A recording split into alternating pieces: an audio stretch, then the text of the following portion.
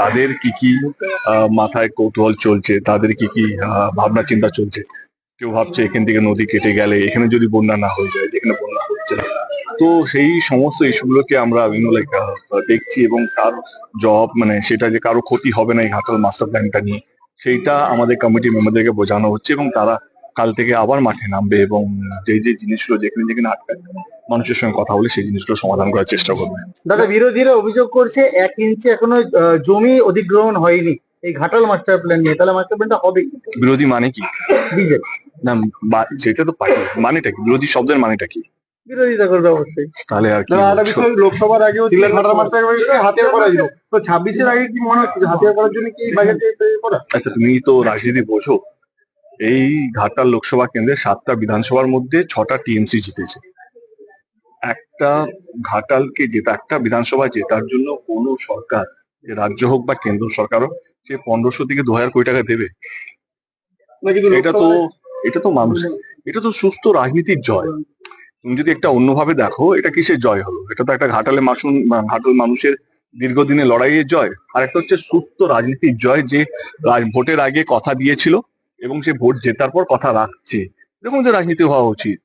কে আজকে ইলেকশন আগে যে যা ইচ্ছে দাবি করে, জেতার পর সেগুলো ভুলে যায়। কিন্তু আজকে একজন সরকার, একজন নেত্রী, রাজ্য সরকার, সে কথা দিয়েছিলেন কে 2024-এর নির্বাচনের আগে তিনি আমাকে কথা দিয়েছিলেন। আমি যখন দাঁড়াবো না ভেবেছিলাম 2024-এ, তখন তিনি কথা দিয়েছিলেন কি ঘাটাল মাস্টার আমরা করবো যদি তুমি আরেকবার ভাবো। এবং আমার সত্যি কথা বলতে গেলে তখন আমি সত্যি ভেবে নিয়েছিলাম আর আমি দাঁড়াবো না। কিন্তু হয় না একটা লোভ, কে এই একটা সুযোগ, যেখানে আমার মনে হয়, যেহেতু আমি ঘাটাল লোকসভা কেন্দ্রে 10 বছরের এমপি এবং আমি এখানকারই গ্রামের মানুষ, তো সেই জায়গাতে আমি জানতাম এই একটা সুযোগ যদি আমি যদি বিশ্বাস করি কে না করবেন, তো এই সুযোগে হয়তো ঘাটাল মাস্টার প্ল্যানটা হয়ে যাবে।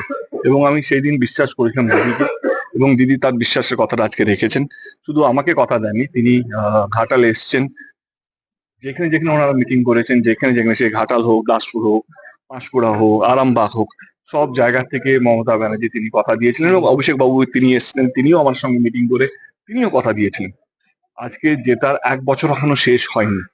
একটা রাজ্য সরকারের পক্ষে এই সময় দাঁড়িয়ে 1500 কোটি টাকা শুধু একটা প্রজেক্ট, একটা ছোট্ট বিধানসভার জন্য, যেখানে 7টার মধ্যে 6টা সিট ওনার জেতা, এটা ভোটের রাজনীতি নয়, এটা মানুষকে সুস্থ রাখার রাজনীতি। এবং এই রাজনীতিকে আমি বিশ্বাস করি, বলি যে কথা দিয়ে কথা রাখা। বিজেপি বিধায়ক বলছেন যে রাজ্য সরকারের একার পক্ষে কোনোভাবেই এই প্রজেক্ট করা সম্ভব নয়, কেন্দ্রকে সাথে নিলে এই প্রজেক্ট হবে না। কেন্দ্রতে কে আছে? বিজেপি আছে। এমএলএ কার? সে তো নিজের পার্টি গান গাইবেই।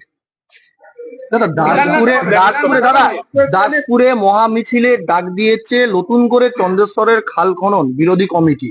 তারা জমি দিতে নারাজ, সেই একটা মহা মিছিলের ডাক দিয়েছে 2-3 দিনের মধ্যে। কি বলবো? তো যদি কোনো নন পলিটিক্যাল মুভমেন্ট থাকে, আমরা সেটাকে সাধুবাদ জানাবো। এবার তাদের যে কোশ্চেন রাইজ হবে, তাদের দাবি, তাদেরকে এখনো ডাকা হয়নি, তাদের সাথে বসা হয়নি। এবারে আজ থেকে কমিটি ফর্ম হয়েছে। আমার ঘাটাল মাস্টার প্ল্যান অ্যানাউন্স মানে ঘাটাল মাস্টার প্ল্যান এক্সিকিউশন শুরু। আমাদের একটা কমিটি ফর্ম হয়েছে, কমিটির মধ্যে কি কি ডিপিআর হবে, কোথা থেকে রুট হবে, রুট ম্যাপ গুলো রেডি হয়েছে, কি কি কাজ হবে, কোথায় সুয়েজ হবে, কোথায় পাম্পিং স্টেশন হবে, কোথায় খালকে খাল কাটাই হবে, বা কোথায় নতুন করে নদী কাটাই হবে। এই প্রসেস গুলোই 6 মাস লেগে গেছে। এবারে আমাদের এক্সিকিউশন কাজ শুরু হবে।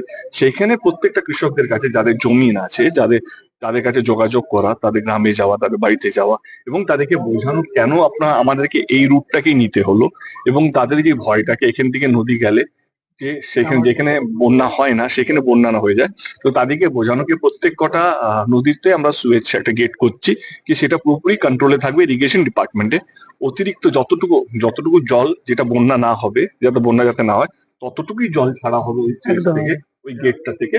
আদারওয়াইজ আমার মনে হয় কি, দেখো এখনো অব্দি মানুষের কাছে আমরা পৌঁছইনি, কারণ ইটস এ হিউজ প্রজেক্ট। এটা আমাদেরকে সবাইকে বুঝতে হবে।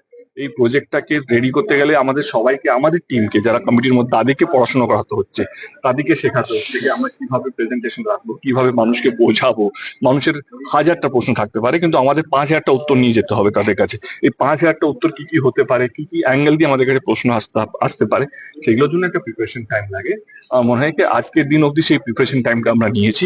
কাল থেকে আমাদের যে কমিটি বা সাব কমিটি আছে, যেটা কেশপুর বল, চন্দ্রকোনা বল, পূর্ব মেদিনীপুর অব্দি, তারা কাল থেকে মানুষের সঙ্গে যোগাযোগ শুরু করবেন, এবং যে যে মানুষগুলো কি কি, যেটা তুমি বললেন আন্দোলনে নেমেছে, আমরাও তাদের সঙ্গে যোগাযোগ করবো কি তাদের তাদের মাথায় কি চলছে, তারা কি ভাবনা চিন্তা করছেন, তাদের কি কি ভয় যে এইটা হলে এইটা হবে, সেই সমস্ত জবাব নিয়ে আমরা তাদের কাছে পৌঁছবো। দাদা, বিরোধীরা অভিযোগ করছে যে দেব বারবার বলছে সবাইকে ডাকা হবে, সবাই সহযোগিতা দরকার, কিন্তু বিজেপি বিধায়ক বা বিজেপি পরিচালিত গ্রাম পঞ্চায়েত তাদের দিকে ডাকা হচ্ছে না। আজকে শীতল কপাটও অভিযোগ করেছে যে এত বড় মিটিং অথচ বিধায়কই ডাক পেল না। উনি তো বিশ্বাসই করছেন না কি রাজ্য সরকার সেটা করতে পারে। উনি আগে বিশ্বাস করুন কি রাজ্য সরকার করতে পারে, তো সবাইকে মিটিং এ রাখা হবে। আগে তো উনি বিশ্বাস করুন কি আমরা করতে পারি। আগে তো ওনাকে বিশ্বাস করতে হবে কি একটা সরকার, রাজ্য সরকার করতে পারে। উনি বলুন আমি বিশ্বাস করি রাজ্য সরকার করেন, আমি কালকে ডেকে নেবো। আজকে কি মিটিং এ হ্যাঁ সরি, এই যে যেতে আমার সিএম এর সঙ্গে হয়তো কথা বলবো, তারা ওনাকে বলবো এই যেতে আজকেই কথা হবে, এবং ওনার ডেটটা নিয়ে, কারণ এটা এত বড় প্রজেক্ট, এটা ওনার ড্রিম প্রজেক্ট। এবং আমি জানি লাস্ট 1 বছর ধরে জবে থেকে আমার সঙ্গে কথা হয়েছে, আমার যতবারই দিদির সঙ্গে দেখা হয়েছে, 3টে সাবজেক্ট নিয়ে যদি কথা হয় তার মধ্যে একটা ঘাটাল মাস্টার প্ল্যান থাকেই। এবং কিছুদিন আগে অব্দি, যেদিন বাজেট হলো, যেদিন বাজেটে পেশ হলো, সেদিনও আমার সঙ্গে কথা হয়েছে। এবং ওনার একটা ড্রিম প্রজেক্ট, আমরা ওনাকে ছাড়া কোনো কাজ করতে চাই না, এবং ওনার কাছে ওনার ডেটটা আমাদের কাছে খুব ইম্পর্টেন্ট। এত বড় একটা প্রজেক্ট, এত দীর্ঘদিনে মানুষের দাবি, যেটা আজকে স্বপ্ন সত্যি, মানে স্বাধীনতার পর যদি বলি, পুরো মিদনাপুর জুড়ে, আজকে পূর্ব পশ্চিমে আজকে ভাগ হয়েছে, এটা তো পুরো একটা মিদনাপুর ডিস্ট্রিক্ট ছিল। আমার মনে হয় পুরো মিদনাপুর ডিস্ট্রিক্টে যদি সবচেয়ে বড় প্রজেক্ট যদি স্বাধীনতার পর হয়ে থাকে, সেটা হচ্ছে এই